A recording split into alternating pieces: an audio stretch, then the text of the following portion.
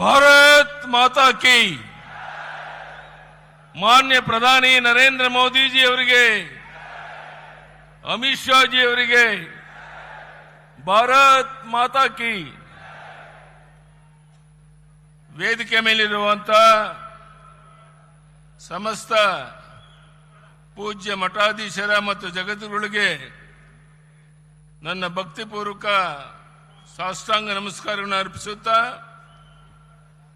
Honorable Home Minister Shri Amit Shah ji and I beloved people of Karnataka, this day is not a celebration of an individual.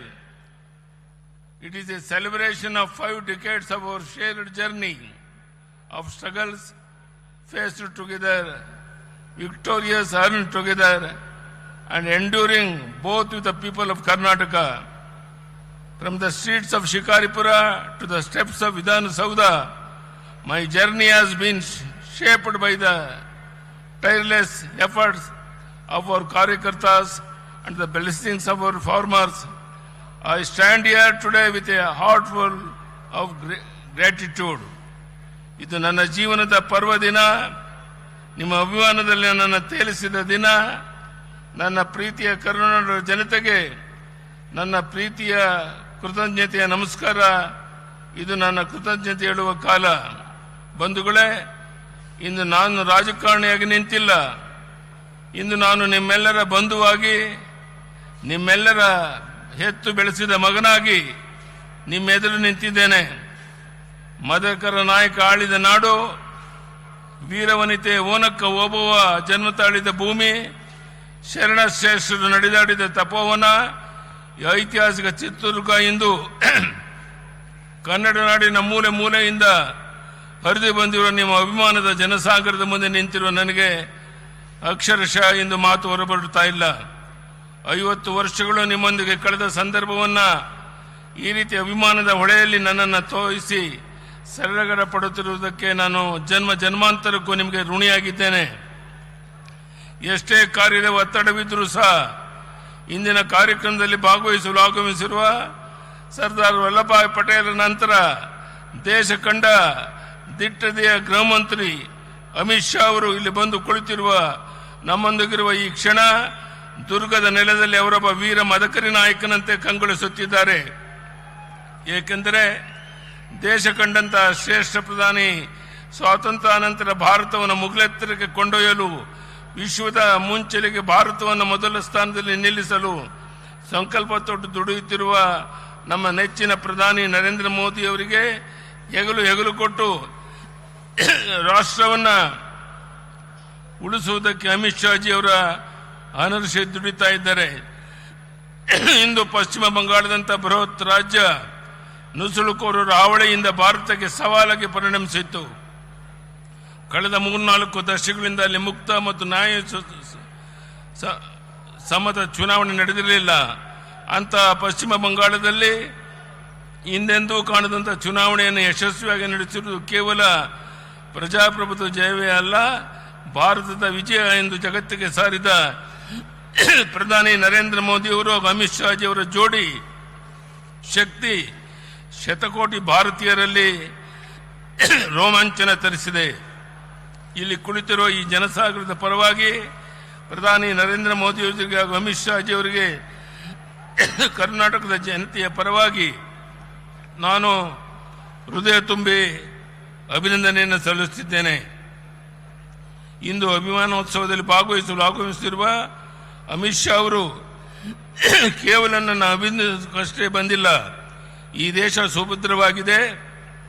ದೇಶಕ್ಕೆ ಎದುರಾಗುವ ಯಾವುದೇ ಒಳಗಿನ ಅಥವಾ ಹೊರಗಿನ ಸವಾಲುಗಳನ್ನು ನಾವು ಅತ್ಯಂತ ಕಠಿಣ ಕ್ರಮಗಳಿಂದ ಸೆರೆಬಿಡುತ್ತೇವೆ ಎಂಬ ಸಂದೇಶವನ್ನು ನೀಡಲು ಬಂದಿದ್ದಾರೆ. ಪ್ರೀತಿ ಇಟ್ಟು ಬಂದಿರುವ ಅವರಿಗೆ ನಾನು ಕೃತಜ್ಞತೆ ಸಲ್ಲಿಸುತ್ತೇನೆ.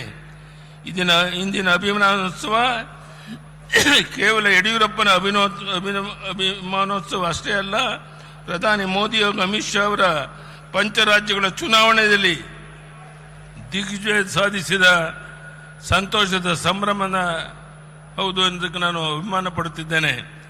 ಇಂದಿನ ಕಾರ್ಯಕ್ರಮದಲ್ಲಿ ನಾಡಿನ ಮೂಲೆ ಮೂಲೆಗಳಿಂದ ಬಸವಾದಿ ಶರಣರ ಸಾಧು ಸಂತರು, ಮಠಾಧೀಶರು ಅರಚರ ಕುರುಮೂರ್ತಿಗಳನ್ನು ಆಶೀರ್ವದಿಸಿ ನಮ್ಮ ಪ್ರೀತಿ ವ್ಯಕ್ತಪಡಿಸಿ ಬಂದಿದ್ದೀರಿ. ಅವರೆಲ್ಲರಿಗೂ ನಾನು ಹೃದಯ ತುಂಬಿ ಅವರ ಪಾದಾರ ಬಿಂದುಗಳಿಗೆ ಭಕ್ತಿಪೂರ್ವಕ ನಮಸ್ಕಾರ ಸಲ್ಲಿಸುತ್ತಿದ್ದೇನೆ.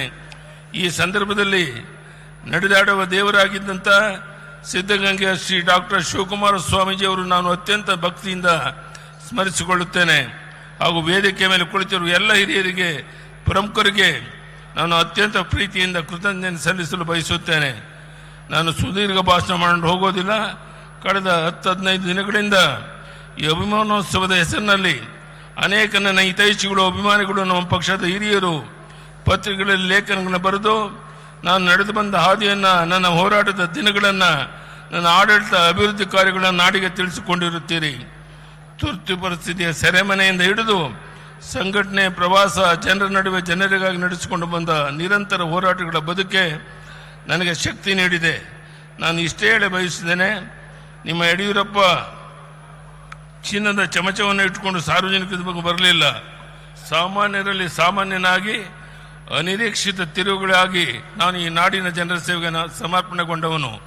ಭೂಕೇರಿಯಲ್ಲಿ ಜನ್ಮ ತಾಳಿ ಶಿಕಾರಿಪುರನ್ನು ಕರ್ಮಗಿಸಿಕೊಂಡು ಸಂಕಷ್ಟದ ರೈತರ ಸಮಸ್ಯೆಗಳು, ನೊಂದ ಬಡವರ ಜನತೆಗಾಗಿ, ನನ್ನ ತಾಯಂದಿರ ಸಹೋದರಿಯರ ಕಣ್ಣೀರು ಒರೆಸುವ ಯೋಜನೆಗಳನ್ನು ರೂಪಿಸುವುದಕ್ಕಾಗಿ ಅಕ್ಕ ಮಹಾದೇವಿ ಹುಟ್ಟಿದ ಶಿಕಾರಿಪುರದಿಂದ ಬಂದು ಲಿಂಗ ಸಮಾನತೆ ಎತ್ತಿ ಹಿಡಿಯಲು ಹೆಣ್ಣು ಶಿಶುಗಳನ್ನು ಭ್ರೂಣ ಹಂತದಲ್ಲೇ ರಕ್ಷಿಸಲು ಭಾಗ್ಯಲಕ್ಷ್ಮಿ ಯೋಜನೆಯನ್ನು ತಂದದ್ದು ನನಗೆ ಸಾರ್ಥಕ ಭಾವನೆ ಮೂಡಿಸಿದೆ.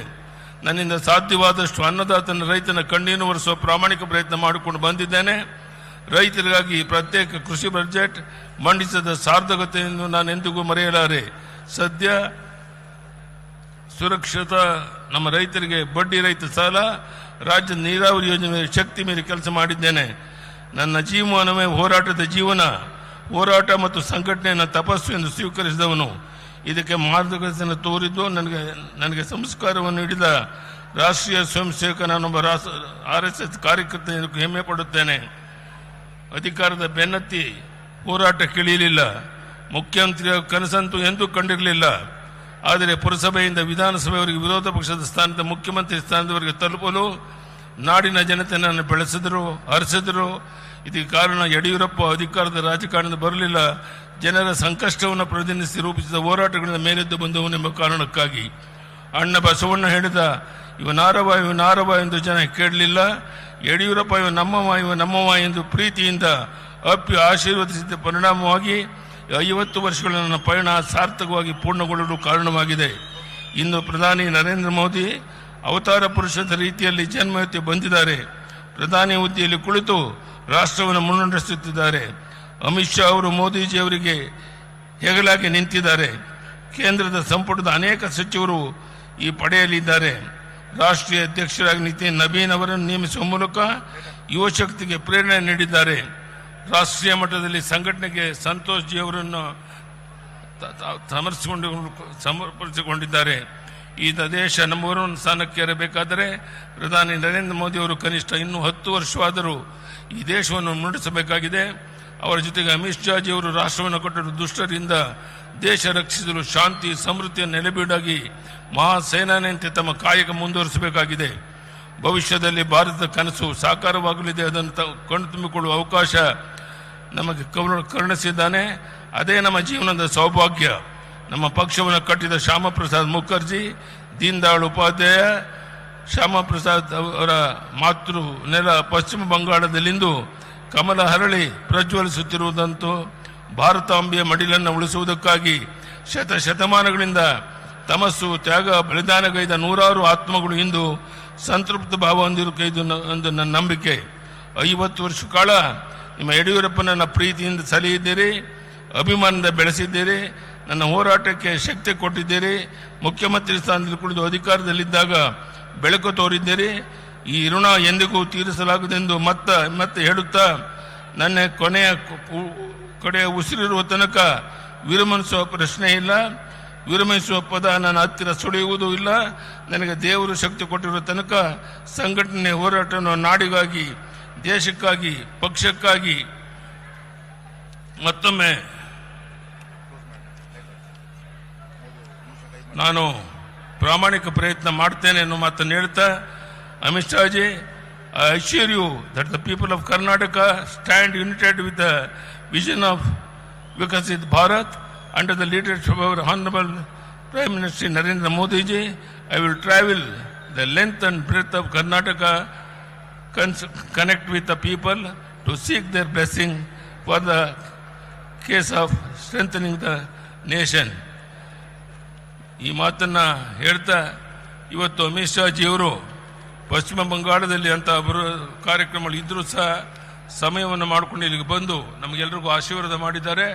ನಾನು ಅವರಿಗೆ ಮತ್ತೊಮ್ಮೆ ಅಭಿನಂದನೆಯನ್ನು ಸಲ್ಲಿಸ್ತಾ ನಾನು ಕೊನೆಯದಲ್ಲಿ ಕೈ ಜೋಡಿಸಿ ನಿಮ್ಮಲ್ಲಿ ಪ್ರಾರ್ಥನೆ ಮಾಡುವಂಥದ್ದು, ತಾವು ಹೋಗಬೇಕಾದ್ರೆ ತುಂಬ ಶಾಂತ ರೀತಿಯಲ್ಲಿ ಬಸ್ಸುಗಳಲ್ಲಿ ಹೋದಾಗ ಯಾವುದೇ ಗೊಂದಲಗಳನ್ನು ಮಾಡಿಕೊಳ್ದೇನೆ, ನಾನು ಮುಂದು ತಾನು ಮುಂದು ಅಂತ ತೊಂದರೆಗೆ ಒಳಗಾಗ್ದೇನೆ ಅತ್ಯಂತ ಶಾಂತ ರೀತಿಯಲ್ಲಿ ನಿಮ್ಮ ಊರುಗಳನ್ನು ತಲುಪಬೇಕು ಅಂತ ಕೈ ಜೋಡಿಸಿ ಪ್ರಾರ್ಥನೆ ಮಾಡಿ ಇಲ್ಲಿ ಸೇರಿರುವಂಥ ಎಲ್ಲ ಬಂಧುಗಳಿಗೆ, ವಿಶೇಷವಾಗಿ ಇಷ್ಟು ದೊಡ್ಡ ಸಂಖ್ಯೆಯಲ್ಲಿ ಸ್ವಾಮೀಜಿಗಳು ಬಂದು ನಮಗೆ ಆಶೀರ್ವಾದ ಮಾಡಿದ್ದಾರೆ.